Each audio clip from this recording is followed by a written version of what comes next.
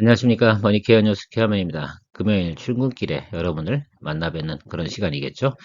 금요일이니까 좋은 소식 알려드리는 게 맞다라고 생각을 하고 있습니다. 첨보에 대해서 여러분 그동안 많이 섭섭해 하셨지 않습니까?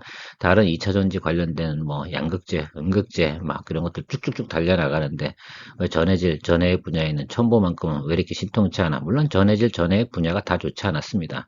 뭐 동박 분야도 별로 좋지 않았죠. 구리 가격이 어떻게 돼요? 높이 올라가다 뚝 떨어지는 바람에 그쪽 분야도 상당히 인기가 없었습니다. 그래서 유일하게 전해질, 전해액, 분리막, 동박 뭐 이런 거 관련된 2차전지 관련된 소재 분야는 주가가 별로 좋지 않았었죠. 자, 그런데 첨보에 대한 좋은 소식이 중국으로부터 날아왔다는 리포트를 한 2주 전, 3주 전쯤에 여러분들한테 리포트 해드린 적은 있습니다. 중국에서 구조조정이 진행이 되고 그리고 나서 단가 경쟁력이 다시 확보가 됐다라고 생각을 하면 될 것 같고, 그래서 가격들이 많이 올라가서 영업이익이 상당히 크게 개선될 거다라는 소식은 이미 전해드렸습니다. 자, 그래서 우리가 좀 생각해 보면 그럼 2분기 동안은 뭐 별로 좋지 않았다는 건 우리가 다 예상할 수가 있습니다. 그래서 주가가 선반영해서 주가가 지금 많이 눌려 있는 그런 모습의 형국이다라고 생각하시면 될 것 같은데요. 3분기부터 지금의 현재 상황, 그 6월 초나 지금 뭐 개선되고 있는 상황을 체크해 보니까 크게 변화가 없더라. 지금 상황이 계속 유지가 된다고 한다면 3분기에는 상당히 큰 원인 개선이 나타날 것이다라는 우리가 추정을 해볼 수가 있는데 상당히 기대해 볼 만합니다. 더군다나 하반기, 즉 4분기 쪽에서 새만금의 증설한 공장이 이제 가동되기 시작을 한다고 하면 매출과 영업이익은 추가로 플러스 알파라는 모습을 생각해 볼 수가 있는데요. 그 영업이익 규모가 과거 대비해서 한 2배 정도 될 거다라는 것들을 우리가 생각해 보면 주가의 퍼포먼스가 상당히 괜찮게 나올 가능성이 있다라고 제가 추정을 하고 있습니다.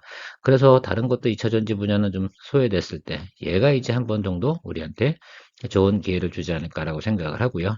여담드리지만 동박 부분은 제가 어제 산업동향 이야기할 때 그쪽은 구리 가격이 좀 올라가야 되니까 그때까지는 좀 기다려 보자라는 말씀 드린 거 첨언을 해드렸습니다. 그러니까 그 부분 그렇게 참고하시고 오늘은 첨보에 관련돼서 여러분들께서 좀 적극적으로 투자할 타임이 드디어 도래했다라는 말씀드리면서 여러분들의 내용이 좋다 생각하시면 좋아요, 구독을 많이 기다리면서 시작하도록 하겠습니다. 늘 뭐 우리 유튜브들은 좋아요, 구독이 가장 아름다운 표현이라고 생각을 하고 있습니다. 동사가 하고 있는 사업 분야는 크게 두 가지죠. 전자 소재 분야하고 2차 전지 소재 분야입니다. 뭐 전자 소재 분야도 상당히 좋을 리는 없겠죠. 왜 그러냐면 반도체나 뭐 이렇게 IT 업황이 이렇게 좋지 않으니까 그쪽 분야도 그닥 이렇게 매출이 높게 나타나는 분야는 아니었습니다. 거기다가 그 전해질, 전해핵 이 부분연도 단가가 많이 하락하다 보니까 주가가 많이 훼손되어 있는 우리가 상황을 알 수가 있는데요. 이 상황들은 좀 반도체 업황도 개선이 되고 있고 IT도 점차적으로 개선될 것이다라는 소식도 나와 있고요. 2차전지 소재 분야는 가격이 회복되고 있고 2차전지 분야 같은 경우는 2024년도까지 상당히 어떻게 돼요? 공급이 부족한 상황. 그러니까 셀업체들이나 양극재 업체들도 주가가 계속해서 미래 가치를 높게 밸류에이션을 측정받고 있습니다. 자, 그러니까 얘도 소외될 만한 이유는 별로 없겠죠. 그런 부분 우리가 고려해 보면 첨보에 대해서 이제는 적극적으로 관심을 가져야 될 때가 도래했습니다. 라고 말할 수가 있겠습니다. 자, 그래서 우리가 2분기까지의 현황들은 어디까지 왔는가에 대해서 우리가 한번 파악해 보고 가도록 하겠습니다. 그냥 단편적으로 좀 생각해 보면 YOY 대비해서 마이너스 25% 정도 나타냈던 모습을 우리가 확인할 수가 있거든요. 그래서 주가도 실제로 뭐 그만큼밖에 하락을 안 했어요. 220일 기준으로 해가지고 쭉 빠져가지고 한 마이너스 한 20 이 정도 수준에 와 있다는 것들이죠. 극히 정상적인 밸류에이션을 받았다라고 생각을 합니다. 그런데 뭐 아쉬운 점은 분명히 있겠죠. 그 부분 빼놓고 나서 생각해 보고요. 일단 중국에서 영향을 많이 미쳤던 부분은 이미 얘기 드렸으니까 넘어가도록 하겠습니다. 그래서 중국에서 단가 부분만 저는 앞으로 계속 확인해 보려고 해요. 그래서 거기서 전해질 전해 분야, 소재 분야들이 가격이 잘 유지되고 있다고 한다면 저는 뭐 충분히 앞으로 동사의 주가의 가치 상승은 충분히 이루어질 거라고 생각을 하고 있습니다. 한번 이렇게 크게 조정을 받고 구조 조정이 발생이 되고 나면 한 1년 정도는 더 이상 뭐 공급 과잉이라든지 이런 문제가 발생이 되지 않잖아요. 이제 그렇게 생각을 하는 것들도 우리가 좀 고민을 좀 해보면 될 것 같아요. 이제 중국인 한번 정리가 끝났어요. 그러고 나면 다시 한번 또 경쟁이 또 심화되려고 하면 돈이 많이 돼야지 뭐 경쟁이 심화되지 않겠어요. 자, 그런 와중에 이미 달리고 있는 회사들 같은 캐파 증설 해가지고 팍팍 작은 회사들 눌러버리면 못 따라오게 된다는 거죠. 결국은 나중에는 상위권 기업들만 생존해서 가는 그런 모습이 형국이 나타나게 되는 것들이죠. 그런 과정들이 앞으로 나타날 것이다. 그런 과정 속에서 신규 캐파 증설을 한 것에만큼은 이거는 아주 독점적 위치를 굳혀나가는 것 중에 또 하나다. 그래서 좋은 이슈다라고 좀 생각을 하게 될 것 같습니다. 자, 그리고 밸류에이션 부분은 뭐 워낙 밸류에이션 부분은 우리가 좀 생각 안 해보도록 할게요. 이게 뭐 계산적으로 딱 이렇게 될 거야 라고 말씀드릴 건 아니니까 2차전지 분야에 대한 밸류에이션 부분은 적어도 PER 30 이상은 대부분이 지금 추정되고 있는 과정들 있고요. 그런 부분 생각해 보면 아직은 밸류에이션이 상당히 낮은 부분은 분명히 맞다라는 것들 이야기 드리도록 하겠습니다. 지역별로 매출은 중국이 되게 크니까 여기에 영향을 많이 받아요. 그래서 제가 여기 모니터링 많이 할 거고요. 뭐 한국도 같이 중국 영향을 같이 받을 겁니다. 이 부분은 같이 연동해서 생각해야 되고요. 유럽 매출이 있고 미국 매출이 있는데 또 우리가 좀 생각해 보면 우리나라 기업들이 미국에 공장 증설을 하고 진출하기 시작을 한다고 하면 미국 매출도 많이 늘어날 것이다라는 것도 우리가 예상해 볼 수가 있어요. 그러니까 캐파 증설이 좀 더 이루어지는 것도 당연한 이치라고 좀 생각을 하고 앞서 다른 종목 이야기 드릴 때 한번 이야기 드린 적이 있어요. 어제 산업동향 이야기할 때 2차전지 분야 이야기 드리면서 2024년도까지는 공급이 상당히 부족한 현상이고 그것들이 때문에 가격도 많이 올라가게 되고 밸류에이션도 높게 평가를 받을 거다. 2025년 되면서부터는 전고체 배터리 때문에 많은 변화가 좀 있을 거다라고 생각을 하시면 될 것 같아요. 그래서 지금부터 한 2024년도 내년도 이맘때까지는 큰 변화는 없다라는 부분들 우리가 추정해 볼 수가 있다는 점도 여러분 고려해 주시기 바라요. 많은 말을 하면 뭐하니까 지금 그럼 3쿼터는 어떻게 될 건데 하는 것들이 되게 궁금하실 거 아니겠어요? 자, 3쿼터 한번 예상치 한번 보도록 하겠습니다. 현재 나오고 있는 그 예상치가 그대로 한번 반영해 본다고 하면 QOQ 대비해서 74% 매출이 늘어날 것이고 영업이익은 QOQ 대비해서 262% 늘어날 것이다. 이게 바로 어떤 의미를 가지고 있나라고 생각을 해보면 터닝 포인트가 딱 이루어졌다라고 저는 결론을 짓도록 하겠습니다. 그 자체 하나만 갖고도 앞으로 주가는 올라가 줘야 되는 이유는 분명히 가졌다. 그러면 저 정도 수준이라고 그러면 어떻게 됐습니까? 지금 마이너스 나던 부분을 모두 턴오버 시키는 부분 아니겠습니까? 자, 그러면 분명한 건 주가는 221 이동평균선 윗단으로 쭉 치고 올라와 줘야 되는 거죠. 우리 항상 그렇지 않습니까? 적자에서 흑자로 전환할 때도 모습도 치고 올라와서 다시 놀리고 그 다음에 확인하고 달려주는 그런 모습들을 여러 번 차례 확인할 수 있었습니다. 자, 그러면 일단은 뚫고 올라와주는 모습까지 충분히 고려해야 된다라고 생각하고요. 근데 4분기에 또 호재가 또 있잖아요. 새만금 지연돼서 공장 증설 해가지고 그거 나타나게 되면 우리 상반기 대비해서 193% 정도 더 매출이 증가될 것이다. 라는 것들 우리가 예상해 볼 수가 있는 것들이잖아요. 그러면 뭐 이거 이런 개념이잖아요. 자, 221 이동평균선 밑으로 쭉 치고 올라왔습니다. 눌리겠어요? 저는 이렇게 갈 것 같아요. 그렇죠? 4분기 원이 워낙 좋게 보이니까요. 그러면 특별히 이변이 없다고 하면 이렇게 가다가 주가가 윗단으로 올라가는 그런 모습을 나타낼 가능성이 상당히 높다라고 우리가 예상해 볼 수가 있을 것 같습니다. 자, 그리고 어닝도 한번 보세요. 자, 2022년도 1쿼터하고 2023년도 4쿼터하고 레벨이 비슷해지는 거죠. 과거로 어떻게 돼요? 복귀하는 거죠. 이게 뭡니까? 아, back to normal 이런 개념으로 생각해 주셔야 될 것 같아요. 자, 그런 현상이 나타나면 무조건 221 이동평균선 위로 올라가 줘야 되는 건 올해 내로 규정 사실이다 라고 생각하면 될 것 같아요. 그러니까 그 부분은 거의 확정적 사건으로 여러분이 고려하시면서 투자의 팩트를 한번 잡아보시면 되지 않을까라고 생각을 하고 있고요. 2022년도 1쿼터를 한번 생각해 보고요. 넘어오는 과정 대비해서 여기 한번 보세요. 2차전지 소재 실적 추이를 우리가 예상해 보면 상당히 크게 나타나지 않겠습니까? 그래서 이 부분까지 우리가 고려한다 그러면 주가의 업사이드는 상당히 높게 고려해 볼 만하고요. 그러면 일단 2024년도 4분기 말 이 정도까지는 작년도까지 백투 노멀 하는 그런 과정을 생각해 보고 그 다음 부분 2024년도의 진행도는 어떻겠어요? 이제 레벨업의 단계를 가야 되는 그런 상황으로 변화가 되지 않을까라고 추정해 볼 수가 있겠습니다. 그런 상황이 벌어지길 우리 바라는 거고 그렇게 돼야 되는 것도 특별히 맞습니다. 자, 제가 먼저 여기 장표 한번 봐주시겠어요? 2021년도에 대해서 한번 생각해 보도록 하겠습니다. 여기 영업이익이 자, 510억 원 나왔습니다. 그리고 2022년도에도 560억. 근데 올해 막 빠졌잖아요. 그만큼 빠졌어요. 주가 그만큼 훼손했잖아요. 근데 우리가 좀 생각해 보면 2021년도에서 매출 최고 찍을 때 주가가 얼마였냐라고 생각하면 37, 8 막 찍으려고 했었어요. 자, 그때보다 어떻게 됐어요? 지금 현재 모습은 뭐 반토막은 아니잖아요. 지금 어닝이 확정된 건 아니니까 지금 현재 상황으로 보면 딱 반토막이에요. 그래서 그걸 생각해 보면 여기 주가에 반토막 18만 원. 그죠?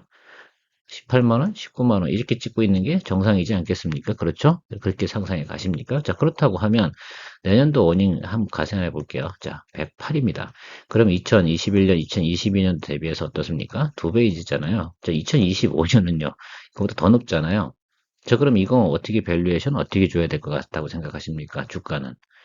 그렇죠? 그러면 37만, 38만 이 정도 찍을 때 이 모습보다는 훨씬 더 높은 모습이 나와야 되는 거 아니겠어요? 여러분이 생각 그냥 해보세요. 단순하게 산수로 이야기하면 70만 원대 찍어줘야 된다는 얘기가 나오거든요. 이 계산대로 해서 주가가 올라갔다고 한다 그러면 뭐 그러면 예를 들면 뭐 PBR 뭐 이런 계산 안 하고 생각해 보면 그렇다 하더라도 적어도 어떻게 돼요? 저는 고점만큼은 충분히 돌파해 줘야 되는 부분도 우리가 생각해 볼 수가 있는 건 기본이잖아요. 그래서 동종목을 여러분들이 관심을 좀 갖고 바라보셔야 되고 좀 길게 보셔야 되는 거죠. 왜? 2024년도가 올해보다 어떻게 돼요? 지금 거의 3배 가까이 증가되는 모습이 기대되어지고 있거든요. 2025년까지 보지 말자고요. 제가 길게 봐야 1년 이런 모습들 이야기 많이 드리니까 내년도 이맘때쯤까지 딱 찍을 때 제가 볼 때는 적어도 37 이상은 충분히 찍어줘야 되는 거죠. 그러니까 37 이상에서 한 55 이 정도는 충분히 우리가 예상을 하고 볼 수가 있는 그런 종목이거든요. 저는 그렇게 생각하고 있습니다. 왜? 과거에 2021년도에 37을 탁 찍을 때도 그렇게 주가가 달려 올라갔거든요. 이번에도 그런 모습이 나타날 가능성이 상당히 높다라고 저는 생각을 하고 있습니다. 적어도 37, 8만 원은 찍어줘야 되는 거 아니에요? 저는 그렇게 생각을 하고 있습니다. 그 전까지는 무난히 갈 것 같다고 생각이 들어요. 그러면 3분기 때 어디 찍을 것 같아요? 예, 백투 너머리니까 220일 이동평선 윗단. 그래서 평균 가격 정도는 충분히 존재할 것이다라고 뒷부분에 또 한번 정리해 보도록 하겠습니다.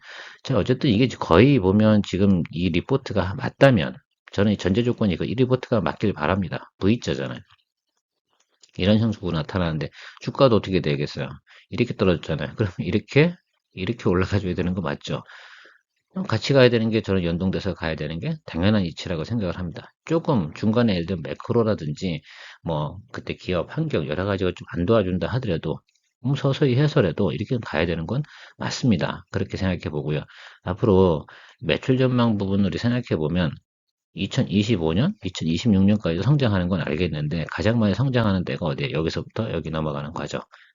2023년도에서 2024년도 탁 넘어가는 과정에서 주가는 어떻게 돼요?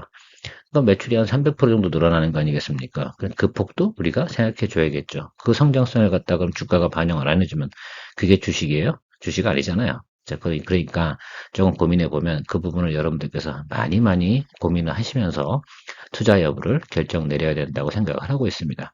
저는 이미 매수를 했을까요? 안 했을까요? 저는 매수를 하고 있죠. 오늘도 매수했습니다. 내일도 매수를 할 거고요. 계속해서 저는 어떻게 돼요? 어닝 발표가 나올 때까지 계속해서 매수할 생각을 가지고 있습니다. 이게 18을 찍든 19를 찍든 17을 찍든 계속해서 분할 매수를 통해서 평균 매수 단가를 조절해 나갈 생각을 가지고 있습니다. 여러분도 한번 잘 생각해 보시면서 투자 여부 결정 내리시면 좋겠다라고 생각하고 있고요. 웬만해서 제가 이런 멘트는 잘 안 쓰지 않습니까? 그죠? 저는 매수하라 이런 말은 못합니다. 여러분 제 말의 뉘앙스를 좀 보시면서 잘 결정하시면 좋을 것 같고요. 자, 일단 제가 이게 2021년도에 최고점 찍을 때의 모습입니다. 그때도 쭉 치고 올라온 거 뒤에 차트는 얘기 드리지 않았는데 이때 하고 짱 영업이익이 딱 반토막 났잖아요. 그러니까 주가가 어떻게 돼요? 그만큼 정확하게 빠져 있어요. 지금 현재 주가도. 그러면 고려해 봐야 되잖아요. 그러면 내년도 2024년도는 어떻게 된다고 했어요? 지금보다 현재보다 3배. 좀 뭐 이거 고민해 줘야 되지 않아요? 어디까지 갈지 이건 잘 모르지만 분명한 건 여기는 넘어간다. 왜? 이때보다 영업이익이 어떻게 돼요? 100% 이상 나올 거니까. 그럼 여긴 넘어가 줘야죠. 아무리 낮은 밸류에이션을 측정받고 과거보다 절반밖에 안 되는 평가를 받는다 그러면 저고점은 분명히 넘어가 줘야 된다고 생각을 해요. 올라갈 때도 제가 볼 땐 여기랑 비슷하게 올라갈 것 같아요. 이렇게 올라가서 이렇게 한 다음에 쭉. 여기가 언제겠어요? 여기가 대충 보면 여기 3분기 말이 될 것 같고요. 잠깐 쉬었다가 12월 말쯤에 또 치고 올라가서 조금 쉬고 이런 식으로 올라가겠죠. 자, 그래 어닝이 앞으로 기대치나 많은 예를 들면 증권사나 리포트에서 여기를 쏟아내기 시작을 한다고 하면 있지 않습니까? 엄청난 주가의 상승폭이 올 거는 틀림이 없어요. 물론 제가 이야기 드립니다. 다음 달도 이 리포트는 확인해야 돼요. 이쪽에서 가격이 회복된 건 확실히 맞는가? 여기서 가장 키는 그거예요. 가격이 회복된 거 계속 유지되가 있는가? 안 되고 있는가? 공급 과잉이 벌어지고 해서 경쟁이 생기면 가격이 막 뚝뚝 떨어지는가? 중국에서 예를 들면 가격 유지는 잘 되고 있는가? 이 부분만 우리가 계속 유지된다고 한다고 그러면 주가는 그렇게 가야 되는 게 100% 맞습니다. 그 점 우리가 충분히 고려해야 되고요. 거의 우리나라에서는 얘 따라올 만한 회사가 없잖아요. 그죠? 뭐 몇 개 회사가 존재하긴 하지만 걔들도 지금 거의 뭐 증설 같은 건 못했다고 제가 알고 있습니다. 그러니까 첨보는 한번 확인해 주시면 상당히 좋겠다라고 이야기 드리도록 할게요. 일봉의 모습을 본다고 하더라도 여기 있는 모습들이 지금 저점 구간은 충분히 잡아줬고 제가 생각하는 건 이번 분기 3분기 때 나타날 모습은 여기 이 모습이라고 생각을 하고 4분기까지는 이런 모습대로 한번 갈 것 같아요. 이대로 한번 다시 한번 재현이 되지 않을까 생각을 해요. 어디서? 이 윗단에서. 그럼 이렇게 치고 올라와서 이렇게 올라가는 모습이 저는 상상이 되거든요. 제 상상력이 맞다면 여러분들도 상당히 좋은 기쁜 마음으로다 여러분들이 저에게 뭐 후원이나 많은 회원가입도 해주시겠죠. 맞을 거라 생각을 하고 있습니다. 저는 그렇게 갈 거라 믿고 있고요. 투자라는 것들은 어떤 판단 지표가 있을 거 아닙니까? 여기서 하나 그냥 우리가 그럼 제가 얘기했던 게 미스테이크 나올 만한 확률 딱 하나요. 중국에서 다시 한번 단가가 또 후려쳐서 쭉 떨어지는 거 그거 빼놓고는 리스크는 제가 볼 땐 없어요. 각종 예를 들면 셀 업체들에서 공급받아야 되는 건 정해져 있거든요. 양극재 생산할 때, 음극재 생산할 때 이런 것들은 이미 정해져 있는 사실이기 때문에 결국은 단가가 경쟁이 치열하게 발생이 되지 않나. 이미 단가 경쟁력은 조금 확보했지 않습니까? 캐파를 증설했으니까 충분히 과거보다는 더 좋아질 건 틀림없는데 그래도 주가가 우리가 예상한 대로 가려고 한다 그러면 그 부분이 가장 키워드 아니겠어요? 그것만 우리가 확인해 보고 계속해서 가면 즐겁게 동종목을 투자해서 즐길 수 있지 않을까 생각을 하고요. 현재 기관이나 외국인이 보유하고 있는 매수 단가들은 보통 24, 5만 원 선이다라고 생각해 보면 여기 윗단은 충분히 가야겠죠. 그러니까 단기적으로 여기까지 가는 건 뭐 사실은 그런 거예요. 기관이나 외국인들이 수급을 딱 인지하고 여기다라고 딱 찍어주는 그 순간에 돈의 쏠림 현상이 확 나타날 가능성이 상당히 높다라고 생각을 하고 있습니다. 어느 날 이런 거죠. 아침에 출근하는데 한국경제TV라든지 토마토TV에서 전보 막 이런 얘기 막 하고 있으면 그때 하면 이미 늦은 거 알고 계시지 않습니까? 그렇죠? 그래서 지금 여러분들께서 좋은 판단을 내려서 투자 결정을 잘 내려주시면 좋을 것 같다. 늘 투자의 책임은 본인한테 있는 거 잘 알고 계실 겁니다. 그래서 그렇게 결정 잘 내리시고요. 머니케어 뉴스가 좋으면 도움이 된다면 후원 대신 멤버십 가입을 통해서 마음을 표현해 주세요. 감사합니다. 오늘도 여러분들한테 좋은 도움이 됐으면 좋겠고요. 금요일인데 퇴근하시면서 들을지 출근하면서 들으실지 잘은 모르겠지만 늘 여러분들을 위해서 노력하고 있는 머니케어 뉴스입니다. 그래서 여러분들께서 정말로 큰 도움이 되고 있다라고 생각하시면 작은아마 예를 들면 제 회원 가입해서 저는 그런 것 같아요. 후원 같은 거 받고 싶은 생각은 없어요. 그냥 좋으시면 회원 가입해 주셔서 후원 대신에 표현해 주시면 훨씬 좋지 않을까 이렇게 생각을 하고 있습니다. 자, 그런 것들이 어떻게 상승해 가는 과정에서 상당히 중요한 거고 저도 그래야지 좀 더 신중하고 좋은 리포트 많이 하는 기쁨이 생기지 않을까 이렇게 생각을 하고 있습니다. 늘 여러분들에게 큰 도움을 드리고자 노력하고 있는 머니케어 뉴스 케어맨이었습니다. 좋은 주말 보내시기 바랍니다. 감사합니다.